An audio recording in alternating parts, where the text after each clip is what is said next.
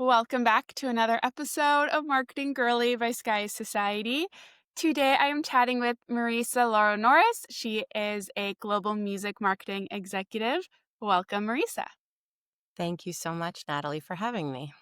Thank you so much for coming on. I'm very excited to go through your career journey and your experience in the entertainment industry. Marisa has over 18 years of experience leading music, entertainment, marketing campaigns, building iconic brands. So I'm super excited to jump through your career journey, the time you spent at UMG, and going into what you're doing now. So lots of fun stuff to cover. But before we jump into all of that, can you tell me a little bit about who you are and what you do?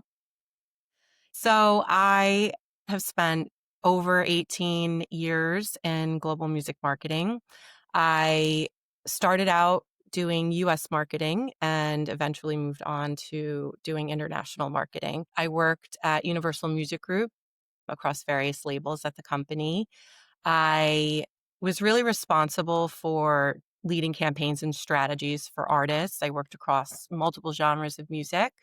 So most recently, I was SVP and head of international marketing at Def Jam, very iconic hip hop label, as you Very probably iconic. know. So I worked very closely with like teams and partners around the world, basically developing artists, building their brands, expanding their reach globally. I would say in one line, just my career has really been about just connecting people through music and telling stories that resonate across cultures. That is really been like the most important part and what I've focused on specifically. I'm also a mom of two amazing girls, Sienna, who's my 6-year-old, and Amelia, who's my 3-year-old. That is probably my most important job. And yeah, I'm that's basically it for now. Amazing. Well, as we kind of touched on, you definitely have a lot of experience in music and in entertainment. Did you know when you kind of were younger that you wanted to work in music? Do you have a passion for music? Were you like, I really want to work in that space, or did it just kind of happen? Absolutely. So music has been a part of me since I was a little girl. I'll tell you a story that kind of started my music journey. My mom and dad used to take me to these like little Broadway shows down in New Jersey. I'm from New York. We used to go to LBI every summer, and they used to take me to these awesome like school, college age kid productions of musicals. And they took me to see A Chorus Line, probably not the best musical to take like an 8-year-old to, but they took me there and I just fell in love with just the amazingness of it all. But I always sang. My mom always said, you always had such an amazing voice and always used to push me and I never wanted to do it. And after that one show, like they took me after and I met everyone and I was just like mesmerized. So they I said, Mom, Dad, I really want to start singing lessons. And that's when I started singing. And I was like trained by an incredible classical singer and I was like a first soprano. So I started training and just knew I wanted to be in music. So that then led me to high school and everyone was just going to like all the local schools. And I decided to apply for LaGuardia High School, which I don't know any New Yorkers listening. That's like the Fame school. I don't know if anyone's watched the movie Fame, but the leg warmers, people in the street dancing on taxi cabs, like that's the school I went to. And it was an amazing experience. I was a vocal major and I got to be around a ton of amazing creatives and I loved performing. It wasn't my favorite thing to do, getting up in front of people performing. It's still not my favorite thing to do. But as I got older and went into college, I still studied music in college. I was part of like a big choir there. But as I got into college and started figuring out what I wanted to do, I was studying marketing. I was studying arts management.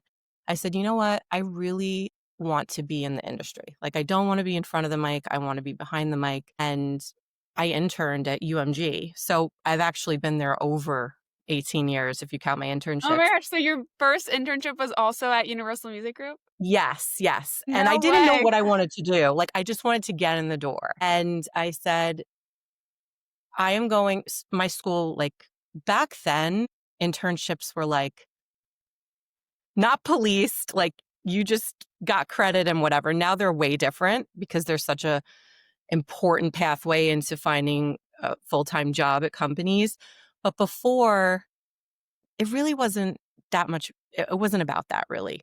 And I remember, like, asking if anyone was able to get me into, like, UMG, and they just were not helpful in my school. And I decided to just call and reach out to, like, the recruiters at Universal Music Group and was like, "I wanna intern here, I wanna intern here." So I ended up interning actually at Universal Records, which is now Republic, in, like, urban radio promo, and it was cool, it was fun. I learned a lot about radio promotions, but I knew that's not what I wanted to do. I was studying marketing, I was very interested in marketing, and I ended up, after that internship, really wanting to work at Island Def Jam. Like, I was a huge hip hop fan, and I just loved what they were doing. Like, this was around, like, the Killers and Fall Out Boy era, you know, the Mariah Oh Carey my Emancipation of gosh. Mimi era, and it was a time back then. And I said, "You know what? Like, I'm gonna intern at Island Def Jam. That's what I'm gonna do." And I ended up getting an internship with a wonderful woman. She did tour publicity, and back then, like, it was mailing press kits, which is insane to think about. I was, like, putting CDs printed out bios and press releases in packets and mailing them out to people. But I worked for her for 2 years, like 3 semesters probably, and she was awesome. She was so amazing at her job, and I still keep in touch with her till this day. Like, you know, I follow her on Facebook with her kids. Her name's Christina. She was amazing. And she kind of like helped me get my foot in the door, you know, like into the company. Like, that's where I spent, you know, until I graduated. And I also knew I didn't want to do public relations. And the summer I graduated, I decided I am going to try and get a job, like a full-time assistant job. And just so happens I got a marketing assistant job for Island, and that's where I spent 5 years doing US marketing. So I was an assistant.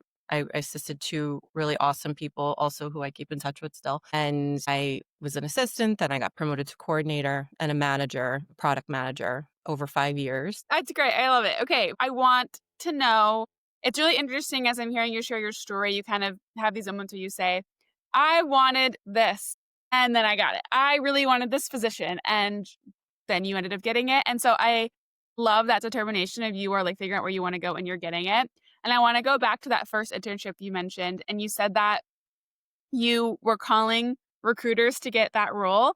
And I'm curious if you have any advice around this part, or like what you did around these moments in your career where you were like, okay, I know what that next step is for me and I want it. And now I'm going to go get it. Because I think so many people, especially within that really want to work in entertainment, or really want to work in music, those internships are really competitive. So, Mhm. what was your approach? At least, like, I know the other ones might have been a bit different because I know you had your foot in the door at that point. But like starting out, like, what was your approach to being like, okay, I know I want to work in music.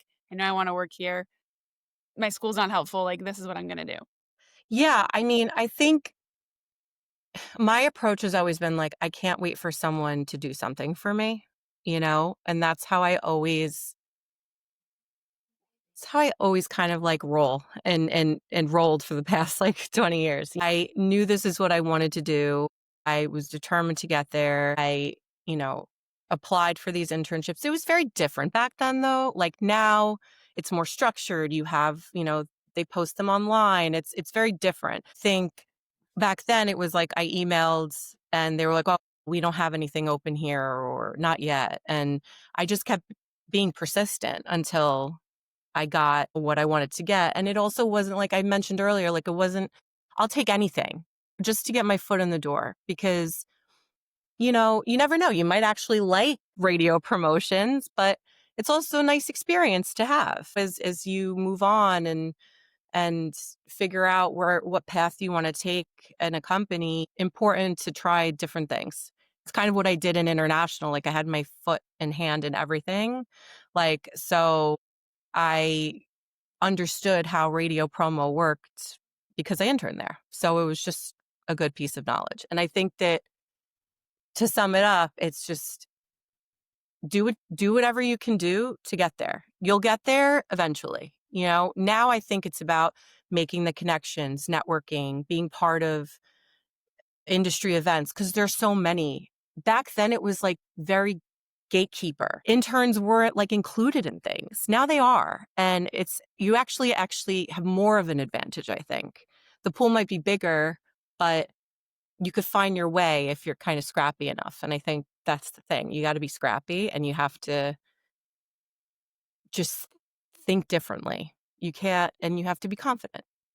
Yeah. Well, I even think your example of how you reached out and there were no internships, but you kept reaching out. And I think sometimes people stop at that. It's like, "Oh, would love, maybe you listen to this episode and you're like, "Oh, I'd love to go work for UMG." And you go on the website and they have no roles and you're like, oh, okay. Or you could go to LinkedIn and message everybody that you see that works there and hope that one person gets back to you and you get a coffee chat. And that persistence, I think, is still something that matters today, like even though it might look different. And then also just like how you mentioned how that you just would accept anything, right? You just wanted to get your foot in the door. And I think Mhm. sometimes, especially when you're early in your career, you might get caught up on like, I need this title at this company in this industry, and it just might not be realistic when you're starting out. And I think having that mindset of like, I'll take anything because anything is valuable, even if you don't end up working in radio right Yeah. away, that experience is still experience. And there's a lot of stuff that's transferable. And Yeah. you never know how it might help you be more qualified for a future role that you haven't even thought of yet. Kind of how, like, that example you shared, I hear that all the time on the podcast where someone's like, yeah, I had this random job in this random industry at this random company, but it ended up making me the perfect fit for this other job, 5, 10 years down the line. And I Yeah. just couldn't see it at that moment. Exactly. I mean, I'll give you an example. I had an awesome intern. I met him at an industry event. He was like, I really want an internship. And I was in domestic. This was while I was still in US marketing. It's like, I really want an internship, but I want to be an A&R. And I was like, well, come intern for me in marketing. And he did. And he did a great job. He was awesome. He was enthusiastic. It wasn't like, and that's how I was. I really I wasn't super interested in radio promo, but I took it as an advantage to learn and be there and do great, whatever I was doing. This is what this guy did. Like he came and he helped and he ended up moving to A&R and working with some really amazing people and having a really incredible career in A&R after that. And that's like just a prime example. Like and a lot of people do it. And I think that it's really important to have that mindset, to have that openness when you're looking for work and you're looking to your roadmap always isn't going to look the way you want it to look, but you kind of have to take certain shifts and different directions to get where you want to go. Yeah. And also, how many, like, it takes some confidence to, when you're talking to a VP at a company that you want to work at, to be like, hey, I would want an internship. I bet there's so many people that wouldn't even mention that because they'd be too nervous, or they'd be too Hmm. nervous to go talk to the VP. Or if they were talking, they might be like, oh my gosh, could I ask for an internship? Is it okay if I ask for an internship? But like, just say it, because, or just ask the person, because Hmm. I mean, maybe there wasn't a guarantee like that, you were gonna hire him, and I'm sure you weren't guaranteeing him the job when you said, like, "Come work for me," but you you're not gonna know if you don't shoot your own shot and you don't pitch yourself. Exactly. And there's a respectful balance. There's people that will email you or call you every second of the day. And then there's people that are so passionate. And I think that passion really drives excellence too, because you could always learn the job and whatever. But if you're passionate and you really want to do this, like I knew I wanted to do this and I've spent 20 amazing years and will continue doing music and music marketing because I love it. Like the passion that you have for wanting to do something is going to trump any kind of resume or experience or whatever you have in school. Like, I would probably prefer someone reach out to me directly and say, I want to work for you because I think this is amazing and this is all I've wanted to do. I would pick that person over someone like the recruiter team sent to me because I think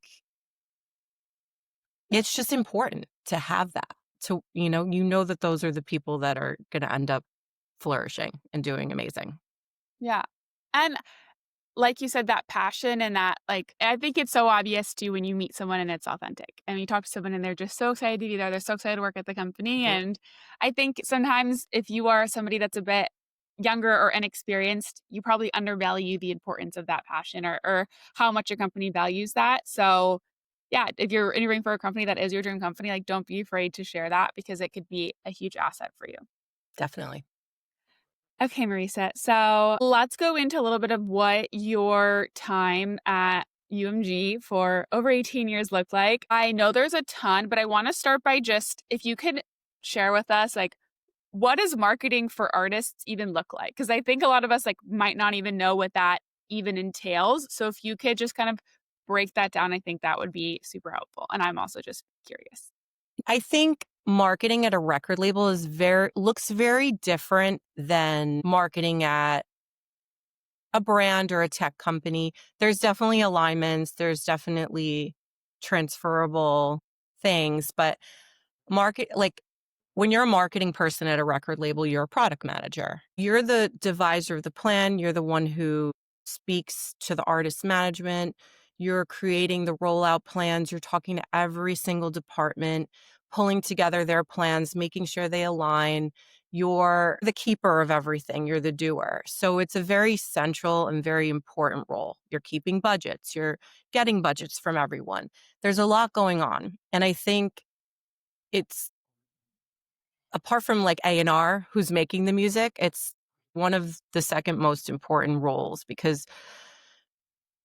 if things aren't aligned with the rest of the company, then things fall through. So it's a very central role. The international side of things, you're overseeing every part of a rollout. You're moving the puzzle pieces along at different times. So if we had an artist putting out a song, we will reach out to our territories. We're looking at data and what can we do to support it? That's what marketing does basically. It's all encompassing all the different departments, plans and ideas and moving them along in like a seamless rollout. Okay. So I definitely see the project or the product manager kind of analogy of like you are facilitating a lot of different things. You're looking at a lot of data. And as you move up, well, okay, wait, I have another question on leadership there, but actually I'm gonna pause for a second Mhm. because I wanna give leadership its own topic, but it is super interesting to hear that side of it. And I know like because like we think of an artist who might come out with new music, right? There's yes, we get to listen to it and yes, we're excited about it, but we know that artist is releasing new music because of all the marketing that went into it, right? Or else how are we gonna know to go listen and tune in? And so I'm assuming that's a huge part of your role is like working on the campaign launches for new music. But is there other stuff that maybe goes into like marketing for artists other than like promoting an upcoming album or single that they have coming out? Yeah, it's about brand building essentially. That's artist development. So when a new artist comes out or a new artist gets signed, you're having meetings and you're talking about what their vision is, who they are, and you're kind of building around that. So the PR department is helping with the media side of things and kind of telling their story a little bit. And then the digital team is helping to build, creative campaigns and socials on how to tell their story that way and ways for them to enhance their social media and so on. The creative team is working on visuals like music videos and photo shoots and things like that to make sure that their aesthetic and how they want to be viewed, it is there. And then the marketing team is taking that and putting that into a package, let's say, and working on ways to implement those and weave those things in. So every department in a record label has a hand in that, but the marketing team is the one that is pulling it all together and putting it out. Yeah. Okay, super interesting. And I always love and I'm curious to hear about roles like this because it's just one of those examples of how us as everyday consumers see this stuff or experience it, but we don't maybe in real time realize that somebody was behind that and somebody was, someone come up with the creative or came up with that idea or was like executing or organizing that. So I always love hearing about marketing roles like that are just like maybe a bit less obvious or like in front of us the whole time, but at least me, I know when I'm listening, I'm thinking of Sabrina Carpenter, right? She just came out with a new album, but I'm maybe not thinking about the entire marketing team that went behind that and helping her Yeah. launch that. So, Yeah, it's a lot of work. It's a lot of, pulling puzzle pieces together and building timelines and coming up with the right timing and building, really creative campaigns around these kind of launches. Like all of it is very important and it's all very different for each artist, in each genre of music. And, it's also very data driven. You're looking at data, seeing where this artist's fans are, where their social media followers are from, and like how you can help get in front of more people, and it's all very important parts of building a campaign. You're not just coming up with ideas and throwing them out there. It's very intentional. There's a lot of meetings involved. There's a lot that goes on with before you put out a song or an album. and is there one? So I've got Marisa's LinkedIn pulled up, which anybody can go and check to see all the artists that she's worked with. I'm going to just name a couple random ones I'm seeing here. And then I want to ask you, like, is there an artist or a campaign that comes up as being like one of your favorites from your career? So just to give a range, because you've worked with like a very wide range in your career. You've got Fall Out Boy, The Killers, Justin Bieber, Bon Jovi, Nicki Minaj, Drake, Rihanna, let's see, Big Sean, Shawn Mendes, Coco Jones, Logic. I mean, there's so many artists in here, but does anybody stand out to you as one that is kind of your favorite, maybe your favorite or your most memorable? I I loved working on all of them. I love working on every artist and campaign. There's a few special ones for me. I would say Alessia Cara is one that is really special to me. We worked with her from like the day she was signed, and we were part of really launching her outside of America. She's also like one of the most amazing people, as is her team. And she's just a very special talent and artist and so hardworking. And she had this song here, if you guys know, like, and it just really started to organically blow up. And we we were like, she's incredible. We're not even going to wait until there's anything going on. Like, we are just going to, and our teams around the world were incredible too. And they were like, we are just going to introduce her to like every partner because she is that awesome, and do showcases and go to all these different markets around the world. And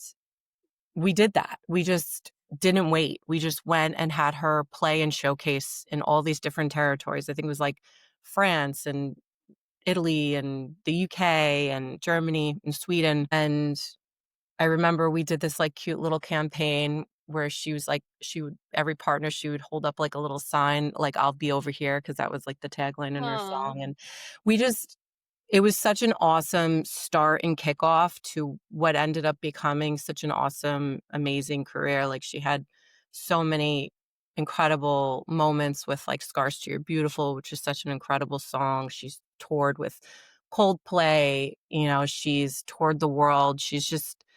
It was really special because it was kind of like a ground up development moment for her, artist development moment for all of us. And it was really great to be part of.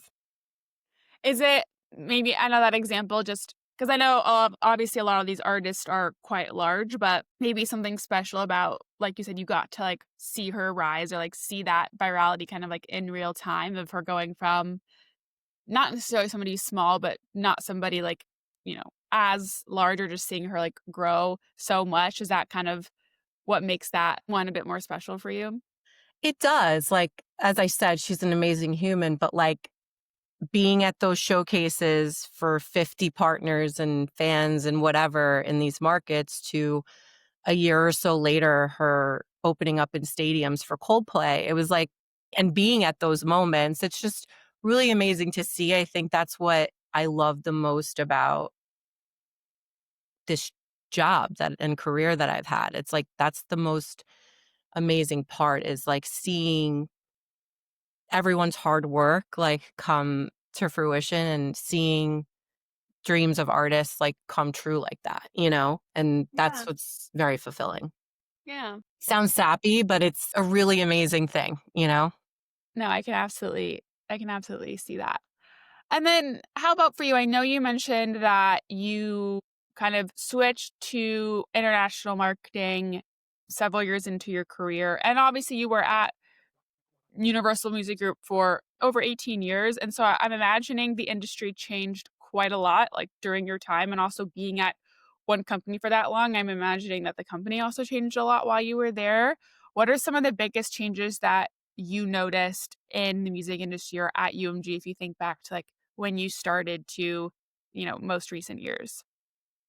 Yeah, I mean, huge changes because I started when, like, digital marketing was called new media, and when people were fixated on how many CDs we sold and how many we were shipping, that's not, like, the biggest conversation in the room right now, and we had BlackBerries and, like, it was just way different. It's interesting to see the shift, and I think when I moved to international, I saw an even bigger shift because you're looking at a whole new world, like, Spotify started to become bigger in Europe than it was in the US, and we were jumping on that, so I think that was also a huge shift for me, but, like,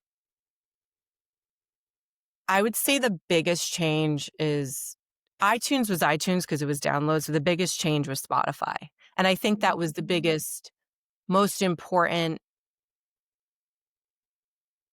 change for me being an international, like, taking advantage of and being able to break artists in other markets before the US, whereas, like, international marketing at points was never even, like, a topic of conversation until an artist was huge. But then the conversation started shifting and, like, this song's doing well on Spotify in Sweden or Germany, like, maybe we can do something there first, and that's kind of how our jobs and mindset started changing, and, like, we don't need to wait for the United States of an artist to be huge in the United States of America, like, we can look at ways to break these artists in other countries first, and I think that was a big change in mindset, a shift in the streaming world, and all of that. Yeah, I can imagine. And I mean, I remember at least when I was younger, right, the way if I wanted to listen to a song, it was, yeah, you bought it for whatever, 99 cents on 99 cents, iTunes. maybe $1.29. Yes. And and yeah, thinking about just how streaming changed that so much. It's also really interesting to me that there doesn't seem to be a whole lot of competitors in this space. I feel like people, at least in the US, it's like you have Apple Music or you have Spotify, and maybe you have SoundCloud, but I feel like that's way more rare. And I mean, other industries, if we think about if we're talking about entertainment, we think about film, right? You've got Netflix, you got Hulu, you got HBO, you got Peacock, you got Paramount, you got like so many Right. competitors. This is like very off topic, but do you know why there's not like how come there's not more versions of Spotify or more versions of Apple Music? We really just unless I'm missing something, but we've just kind of got Apple Music and Spotify. At least I think those are, like, the most prominent, but then there's, like, Amazon Music, there's I guess yeah. Pandora, which is a little bit different, it's but yes, those are the 2 big players, yes. I honestly don't know, I'm sure there'll be more at some point. I Yeah, but just I'm surprised because I just think of like the streaming wars of just like how many and there's, like, all this competition, and I get what you're saying, it's more for music, but it really just feels like, yeah, you got these, like, 2 big main players, and yeah, and I yeah. think both have just positioned themselves, I think you also have to look on a global scale too. There's so much symmetry with the platform around the world, it's it's interesting. would imagine there's gonna be something coming up, I'm sure, especially with There the always AI is. world of things. AI is the AI is the new thing. Well, also, like, kind of going off, I feel like TikTok also really changed for music because that also allowed smaller artists to go viral in a way that, Mhm. yeah, your song can't really go viral on traditional music streaming platforms, but it can go viral as a trending sound on TikTok, and I feel like there's so many artists today that are artists because of TikTok and because of virality on social media. Yes. I mean, TikTok was a huge game changer, I think, in that, we would look at streaming numbers, and they're not real streaming numbers essentially because they're TikTok streams and TikTok bites, so this UGC content is being used, and I think it's amazing for the artists, right? But TikTok changed things in the development side of things because I think that, artists, it's a great platform for artists, but then it's also our artists following up and building their brand and developing themselves after that, like one moment. But yeah, there's going to be something else. I mean, I remember when Shawn Mendes like blew up in on Vine. Remember Vine? Yes. That's where he started to gain momentum. And then there's YouTube, and I just think that they're all really great avenues for an opportunity to build in your marketing, you know? Yeah, absolutely. Okay, going back to your career, something I really want to talk about is leadership and being a woman in leadership. And over your time at Universal Music Group, you got promoted a lot. Your last role was head of SVP, head of global marketing, which is an incredibly high up position. Can you share some of the lessons you learned as a woman in leadership and things that kind of you had to navigate the higher you kind of went up the ladder and the more senior that you got? Leadership for me was not an easy path. Um, it took me, I was in the company for a very long time. It took me a long time to kind of get there. I had really great bosses at certain times, and they really believed in me and kind of helped me grow. When I was coming up, I felt there were female leaders. There wasn't a lot of them. So it was a little bit intimidating, trying to make your presence known, being confident in the big rooms, and it was tough to navigate. I think that's where we can kind of draw back the confidence and like determination that I mentioned earlier on. Like you kind of have to like get past the imposter syndrome that a lot of us females have and say, you know what, I've gotten this far, I've done amazing work, and I need to keep going and I need to do that. So I think that was one challenge and that I experienced. I think that I guess my second challenge was I kind of started leading teams whilst I was also trying to start a family. And it was really tough to balance that because I wanted to be great. And then I also wanted to focus on, I had some challenges like starting my family. So, I needed to be present on that side too. So it was really tough trying to be there for both and show up for both in the best way possible. I got through it, of course. Like I think the support you have around you is really great. The teams that you have, the understanding of some of your leaders is really great. Some people don't have that. I did, and it was good, but it was like you're always having like the push and pull, like, oh my gosh, like I need to be here and be present for this, but then I really need to be present for this. Like, and I'm one person that loves to do great at everything I do, and I want to do great at everything I do. So it's a bit of a struggle. I think that a lot of women I speak to have the same problem. But yeah. And how do you feel like it helped you grow? Or do you have any advice for other women that are aspiring to step into leadership or currently navigating that right now? Yeah, I think that be confident, follow your gut, push yourself even when you feel like you can't.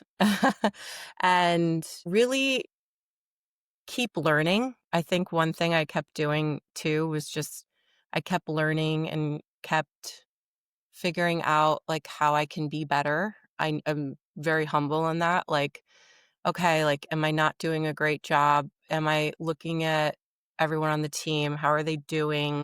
Really just having empathy and yeah, I'm not really answering the question. Well, if you could go back and tell yourself when you stepped into your very first leadership position, is there something that you wish you could kind of go back and tell yourself at that time? Try not to micromanage Mm. and let your team do what they it took me a second to, like, 'cause you're so used to doing like, when you step into a leadership, you're so used to doing everything yourself and handling everything yourself, and now you're managing and overseeing this team of people who are all amazing and capable, right? And it's like, how do you teach instead of hover? And how do you empower everyone instead of, like, trying to do everything yourself or oversee everything? I did that for a little bit, and I realized, like, this isn't working, and then I really decided to change my way of working with my team, and you just get a much better environment in your team. I think it's very hard to step into that role because now you're managing up, you're more visible to the CEOs and the higher level executives, you're leading, conversations, you're representing, and I think that it can be intimidating, but I also think it's you just have to be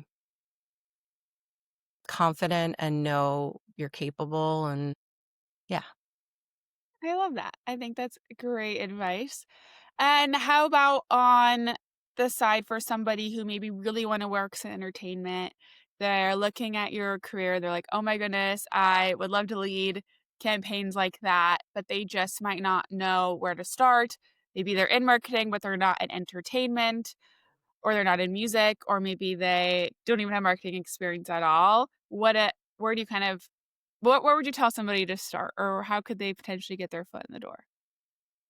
I mean, I hate to say this, but, like, internships are where it's at now, I think. I But that's not entirely true. I mean, I had an incredible assistant that I hired who is doing amazing now, and she did a lot at her school, like, she did a lot of small little internships at her school, and they weren't essentially in a record label, but she was just really great and persistent, and I think that